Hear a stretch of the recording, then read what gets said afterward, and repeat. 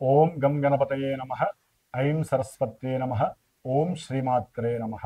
శ్రీ గురుభ్యో నమః. ఓం ధ్యేయః సదా సవితృమండలమధ్యవర్త్రీ నారాయణః సరసిజాసన సన్నివిష్టః కేయూరవాన్ మకరకుండలవాన్ హారీ హిరణ్మయ వపుః ధృతశంఖచక్రః. ఓం భాస్కరాయ విద్మహే మహద్యుతికరాయ ధీమహి తన్నో ఆదిత్యః ప్రచోదయాతు. వీక్షిస్తున్నటువంటి ప్రేక్షకులందరికీ సూర్య భగవానుడి యొక్క అనుగ్రహము కలుగ్గాక. ఆరోగ్యం భాస్కరాదిచ్చేత్. సమస్త మానవులకి ఆరోగ్యాన్ని సంతృప్తికరంగా పుష్టిగా ఇచ్చేటటువంటి సూర్య భగవానుడు ఈ నెల అక్టోబర్ 17వ తేదీన తన యొక్క శత్రుక్షేత్రమైనటువంటి నీచ స్థితిని పొందుతున్నాడు. తులారాశిలో నీచ స్థితిని పొందేటటువంటి సమయము, ఆయన ఆ రాశిలో సంచరించేటటువంటి సమయము. దాదాపుగా 10 రోజులు తులారాశిలో, అనగా అక్టోబర్ 17వ తేదీ నుండి అక్టోబర్ 27వ తేదీ వరకు కూడా ఈ సూర్య భగవానుడు ఇటు చిత్తా నక్షత్రములోను, ఇటు రాహు నక్షత్రంలో 1-2 పాదాల్లోనూ తన యొక్క నీచ స్థితిని పొంది, ఎవరికైతే వారి యొక్క జాతకరీత్యా సూర్యగ్రహ అనుగ్రహము లేదో, సూర్యుడి ద్వారా ఎవరికైతే పాపాధిపత్యము నడుస్తున్నదో, సూర్యుడు ఎవరి జాతకంలోనైతే ఇబ్బందిగా ఉండి ఇబ్బంది పెడుతున్నాడో, అట్లాగే రవి మహర్దశ కానీ, రవి అంతర్దశ కానీ, ముఖ్యంగా సింహరాశి, అలాగే ఆ సూర్యుడి యొక్క నక్షత్రాలైనటువంటి కృత్తికా నక్షత్రము, ఉత్తర ఫల్గుని నక్షత్రము, అలాగే ఉత్తరాషాఢ నక్షత్రము, ఈ యొక్క నక్షత్ర జాతకులు సింహరాశి వారు సూర్య మహర్దశ అంతర్దశ జరుగుతున్నటువంటి వారందరికీ కూడా మరి ఈ సూర్యుడు అక్టోబర్ 17వ తేదీ నుండి నవంబర్ 16వ తేదీ వరకు కూడా తన యొక్క శత్రుక్షేత్రమైన తులారాశిలో ఉండడం ద్వారా అటు ఆరోగ్యాన్ని, అట్లాగే ఉద్యోగ సంబంధిత విషయాల యందు కొన్ని ప్రతికూలతలని, అట్లాగే తండ్రికి సంబంధించినటువంటి విషయాలలో, అంటే పిత్రార్జిత విషయాలు కావచ్చు, న్యాయస్థాన విషయాలు కావచ్చు,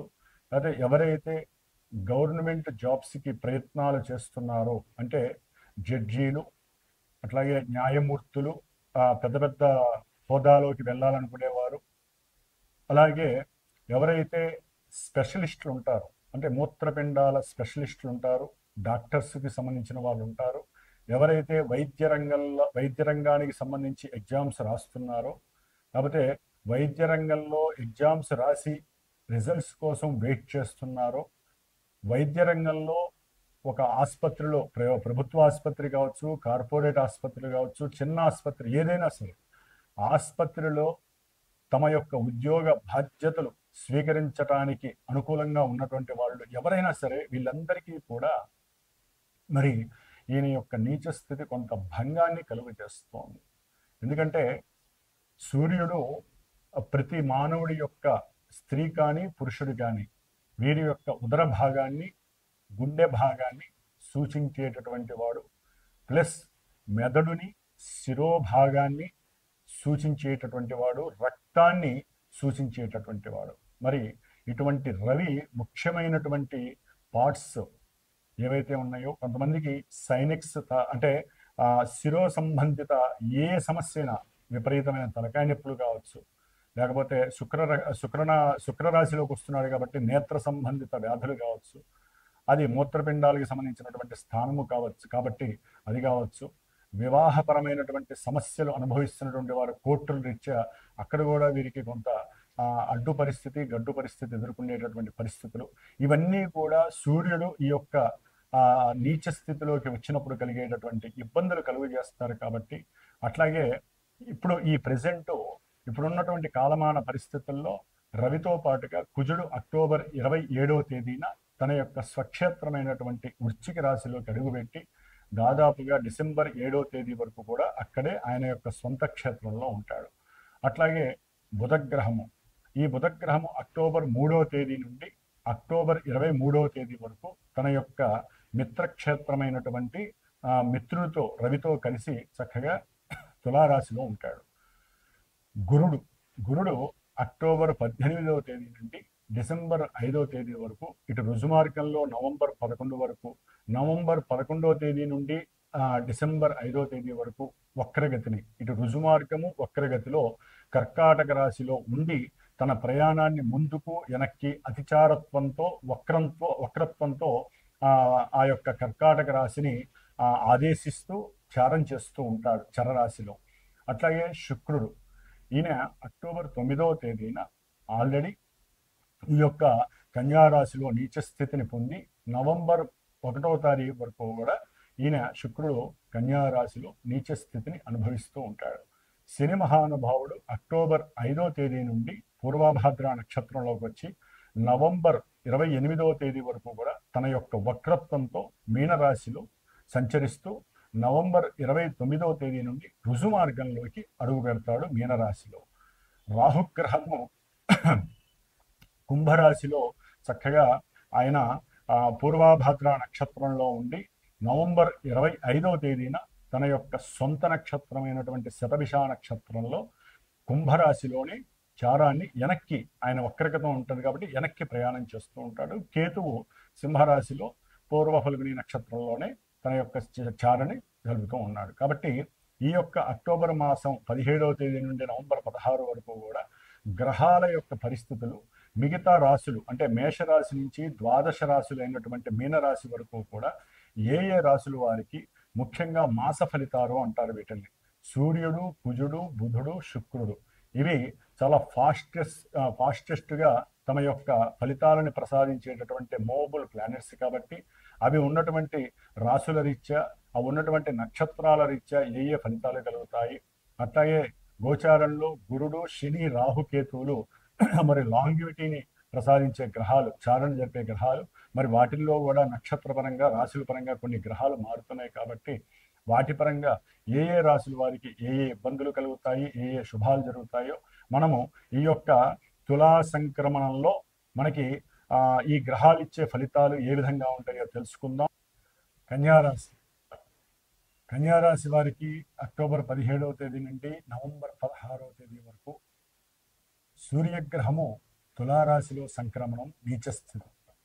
అంటే 12వ స్థానాధిపతి అయినటువంటి సూర్య భగవానుడు ద్వితీయ స్థానంలో ఉండటం వలన ఆల్రెడీ ద్వితీయ స్థానంలో పాపగ్రహమైన కుజుడు, వ్యయ స్థానంలో కేతువు, అంటే 3 పాపగ్రహాల మధ్యలో కన్యారాశి వారు ఉండటం వలన ఆరోగ్యం మీద కొంచెం శ్రద్ధ వహించాలి.